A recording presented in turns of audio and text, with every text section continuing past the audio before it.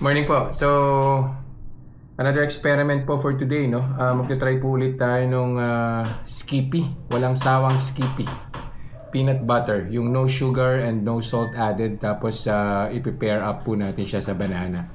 So, tapos na po rin sa saging na saba. Ngayon naman po, banana na kundi po lakatan, latundan po yata ito. Hindi ko po kasi alam yung different kinds ng bananas.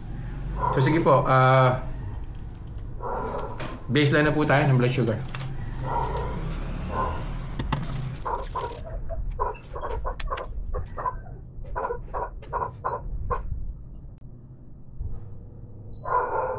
Yan. Yan po, 104 po yung baseline natin, no? As always, kainin ko po si banana with peanut butter. Tapos I'll be back after an hour to get the blood sugar spike.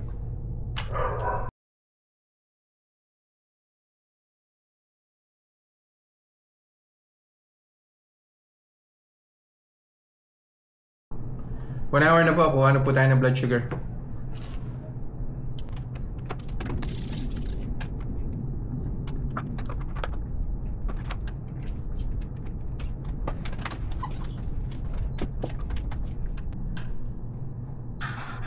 Yun.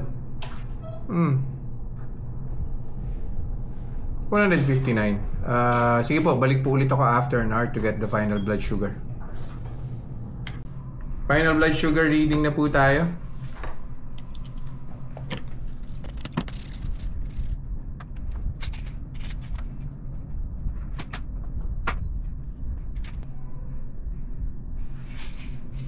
Yan.